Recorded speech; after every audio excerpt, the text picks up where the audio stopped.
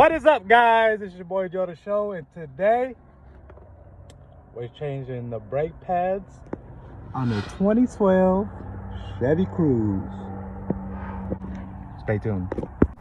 Okay, first thing, we're gonna get these lugs off, but you're not gonna take them all the way off. You're just gonna loosen them a bit.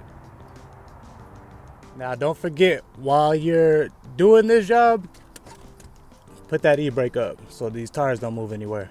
They take the face off, loosen the bolts, not take them all the way off, but loosen the bolts. You definitely might want to get some type of towel or a mat, because you're going to be on your knees quite a bit trying to take this off. Next, after we got these loose, go ahead and jack this car up now.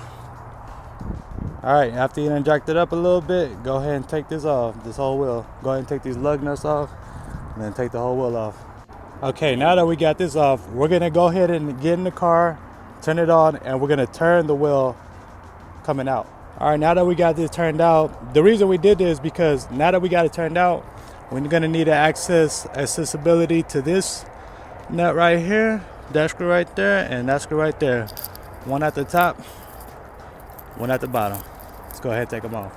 Now for these back nuts, I'm gonna go ahead and use a 3/8 head. You can also use a crescent or anything, but it just makes it so much easier when you got like a ratchet wrench, or if you can get a drill back here, cool. But this is probably the easiest for me. Okay, now that we got those top screws off, and you'll know which screws because they're gonna be right by these little rubbers right there. But now that we got those off, we're gonna get ready to compress the brakes back. So what we're gonna do is pop the trunk, open this right here for the brake fluid, because when you compress it, it'll raise the level of the brake fluid. So I'll just make sure that's off. Okay, now we're gonna go ahead and just remove this out. We're just gonna go ahead and pull it out. You can wedge it out. And when you take it out, go ahead and unfasten this right here. You're just gonna take it off the bracket like this, just like that right there. Now, when you take this off, I'd set it up right up here on the drum for right now, because you do not want this brake hanging off this brake line. This thing is pretty heavy, and it'll rip the brake line, snap the brake line, anything. So even if it doesn't, you just don't want to risk it. So remember, don't have it hanging from the brake line. Set it on the drum. You can get a bungee and snap it up to here. There's multiple things you can do to not have it hanging. Now we're gonna remove the actual pads. You don't need a flathead for it, but I just use it. It makes it a little bit easier, just so you could just, you know what I mean, take them right on out. Then you're gonna go ahead and get that backside pad. All right, here's our old ones. Now I'm going to show you how to compress your brakes. Take one of your old brake pads, put it kind of like right at the face of it. Now people have different ways of compressing it, but I just got this. It's called a disc brake pad spreader, and we're going to go ahead and try this out. But I've seen that this is one of the most easiest way to do it. They have a different tool that's a little bit quicker, but we're gonna rely on this for right now. Before you actually start compressing and using that tool, I just want to point out, don't have it just sitting on the bottom like that, because it can get stuck, and when you're compressing it, it might not go nowhere. It might get stuck to the bottom, and then you're just cranking on the pad. Hold the pad up like midways, like so. Now, I'm recording, so I can't do it with two hands, but what you're gonna do is hold this up midways like I just showed you, and you're gonna just crank on this. Now, when it's nice and fit, when you got it just good and tight, not super tight, you'll see it getting compressed. The tighter you go, you'll see that thing going in. All right, now that we got that good and compressed, time to pop on the new brakes. Brake yourself, fool. You get it? Because these are the actual... Oh! Okay, anyway. We're going to go ahead and put these things on. Oh, and if you didn't realize by now, if you were just having this question in your head, I'm actually doing the front brake pads, not the back ones. Yeah. Now, before you put these on, make sure you clean the inside of these a little bit, man. Get all that rust and gunk off. All right, I'm gonna save you guys a little bit of confusion. Just because they come together like this, don't assume that this is for one side and this is for one side. No. The side with no clip, that's your side that's going out here. The side with the clip, that's your side that's going on the inside. So it's gonna come just like this in the package. Both of these together and both of these together. But remember, you're gonna get one with no clip and the clip, and one with no clip and the clip for the other side. Now we're just gonna put a little bit of brake lubricant on the tips of the brakes. All right, we got our lubricant on. Now we're gonna go ahead and slide this back in. As you see, they go in pretty easy, and that lubricant is just making sure there's no squeaks and make sure you can just push it right on in. And it's pretty much the same for the back side. Just make sure you're lined up, push it on in. And now we got our new brake pads on. All right, now we got these on. We're gonna compress this a little more just to make sure it's all the way good.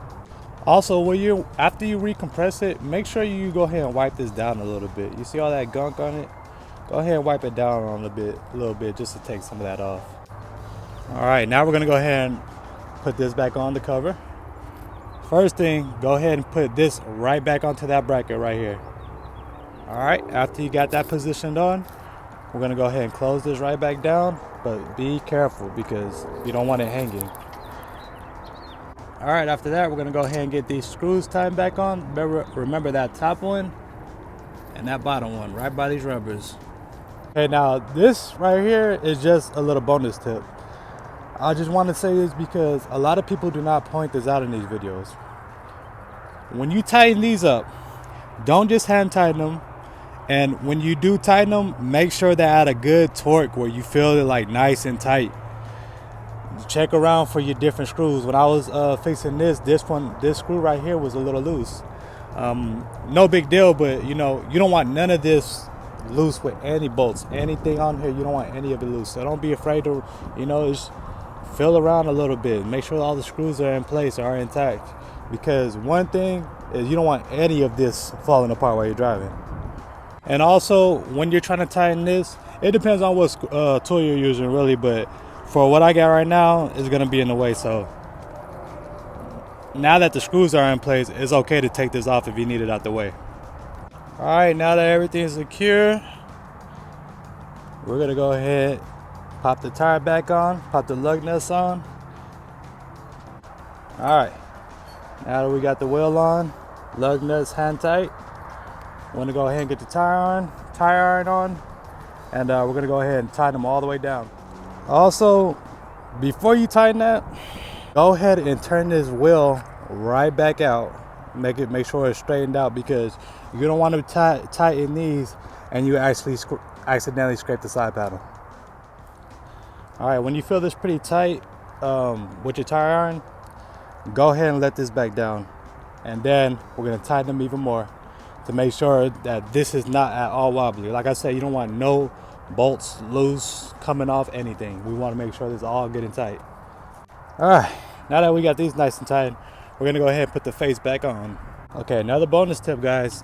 When you put this face on, these lugs, they're just caps. They're plastic caps. So once you get them on hand tight, just, barely get them a little bit tighter, and that's it. Because you don't want to break these caps or this face because this is all plastic. All right, and now we got that thing on. Brand new brakes. Now, I know a lot of you are wondering, Joe, should I change out both sides on the brakes? Yes, change out both sides. Never change out just one side or the other. If one side has wear and tear, more than likely that other side has wear and tear, even if it's a used car or if you bought it brand new. If one side has wear and tear, the other side has wear and tear. So everything I just did to that side, we're gonna do to this side right here. I'm gonna keep the video pretty short though, so we're not wasting time doing both tires. But yeah, that's how you change out the brakes. As soon as you get that tire taken on, go ahead and put that cap back on, and you're good to go. So yeah guys, that was the 2012 Chevy Cruze brake pad removal and installation. So yeah, job probably took about like a 20-30 minute job. It wasn't too bad at all. And as far as installing it, I mean, literally anybody could get on YouTube and install these. They're pretty easy, and they don't require a lot of skill. So yeah guys, don't forget to like, share, subscribe, comment, and I'll get at you guys on the next video. Peace.